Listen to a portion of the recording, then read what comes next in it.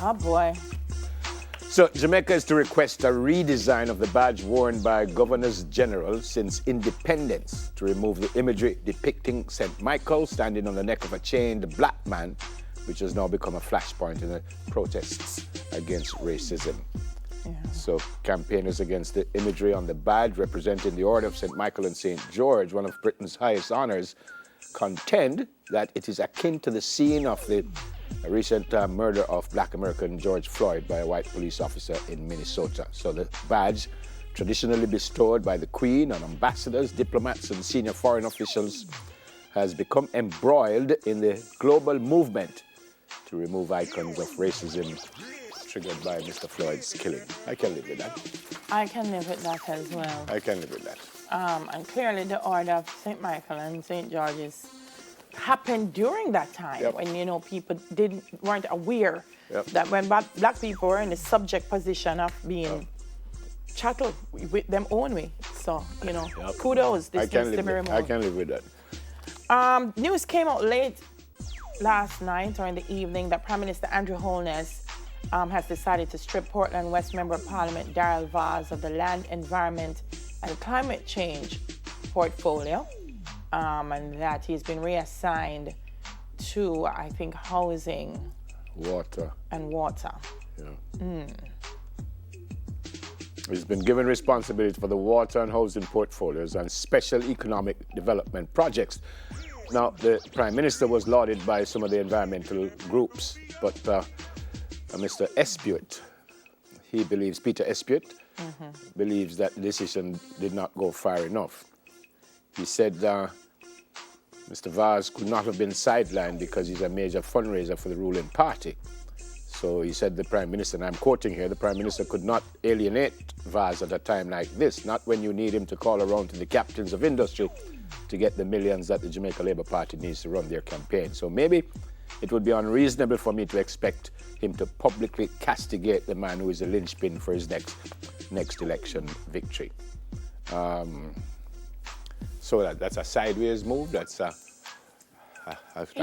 because he's still within the Ministry of Economic Growth and Development. So it's a sideways move. So it's not a demotion or anything. No.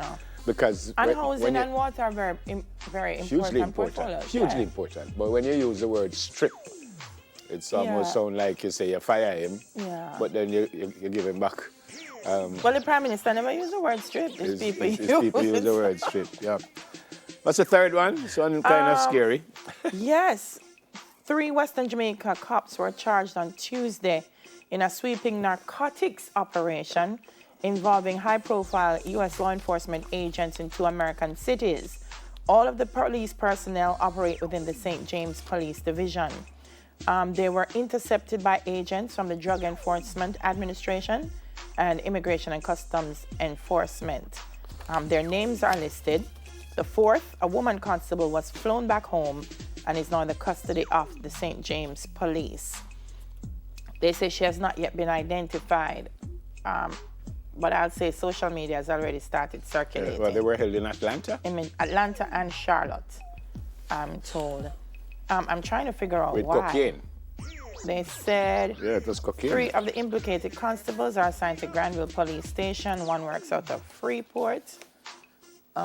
They were scheduled to be on duty and had apparently left the island without the knowledge or consent of their supervisors. They were nabbed in an operation in Charlotte, yes.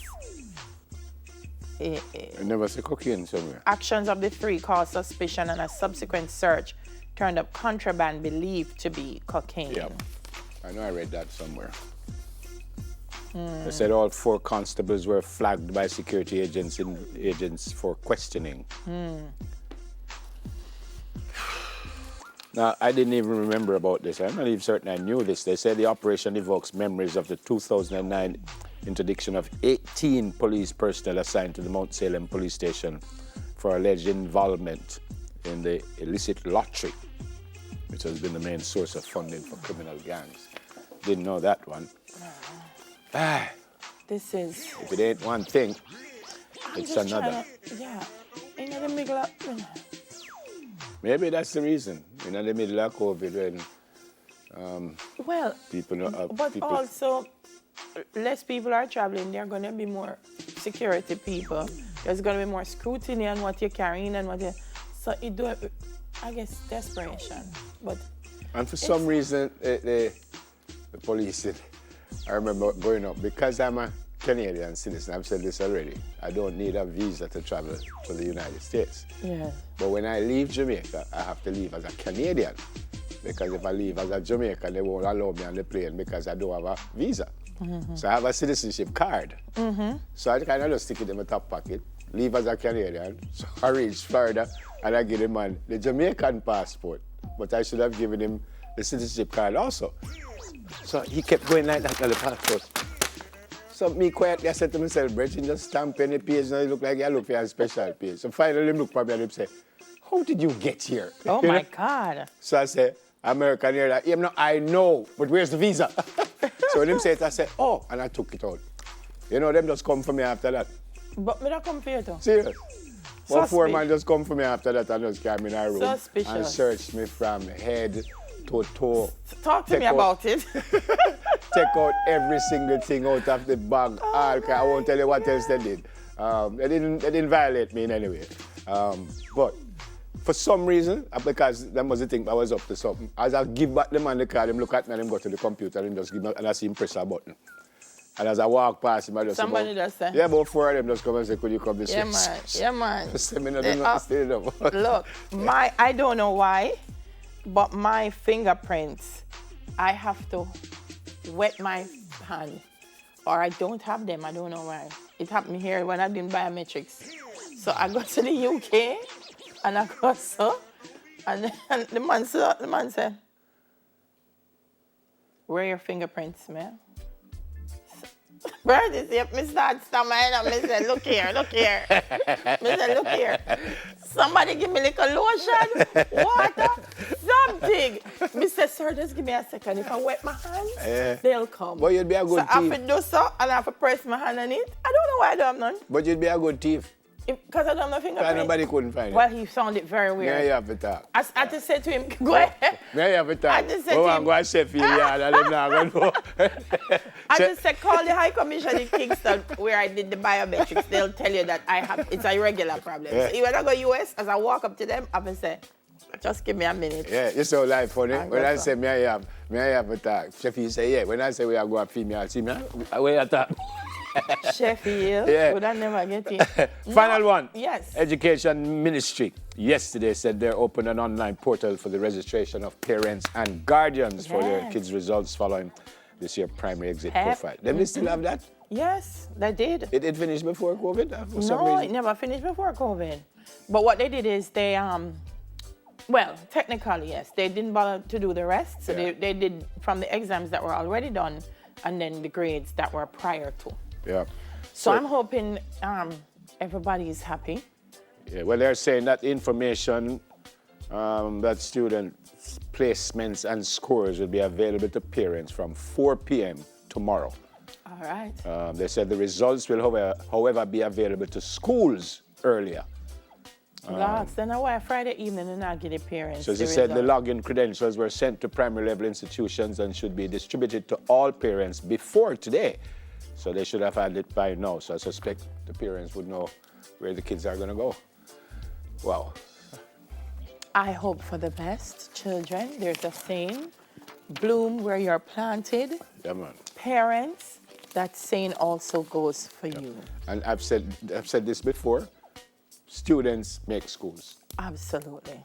So even if you go to a school that you didn't choose or you didn't want to, your performance could just lift that school from wherever it is to. Because students, some of these schools who are considered academically wonderful is because they have academically wonderful kids there and good teachers, great teachers. But they have great teachers all around. Yeah. So And you know what, too? You want to go to the school that has the teacher that is, because everybody learns at a different pace. So you want to go to the school that has a teacher who knows how to work with the pace that you are at. what I would love to see, which might be just a pipe dream, is that the secondary schools all are at a particular level.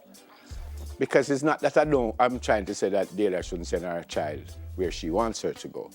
But the day I live in Portmore, I don't see why our daughter or son I go more now, you know. But the reason for that is some people think maybe that school is a better school than where you live. So if all the schools are at a level, in some other jurisdictions, there is zoning. You have to go to a school in your community. Correct. Have to, But, unless they but are, you know what happened in the zone? yeah. That in each zone you have schools, still at different levels, but each zone right. have a great Yeah, man. school Yeah. and so on. So you're very correct, Neville. Some people have used the term education apartheid here in Jamaica, that if you can't afford a certain level of education, then you can't adapt. I coached a kid at St. George's College that his bus fare was $700 a day. A day. Yeah. And he probably wake up from 3 o'clock in order to come to school. No, if he wants to go to St. George's, and I think you should be allowed to have that choice, but I still think maybe if a school in his area he thought was as good, and maybe football had something to do with it because he was a footballer. But the schools... But that happened with the zoning too. Yeah, you really want to bring the schools at a level. Delia is right. I don't think everybody's going to be like this all the time. You may have, you know, I mean, it's in the university abroad, Harvard is considered one of the best ones, and, you know, so you won't have it, but some of them kind of too. The disparity is too much. All right, we're going to go for a break. What kind of neighbor are you? Well, we'll find out after the break. News in 5 with O'Shane when we come back. Don't ask my neighbor.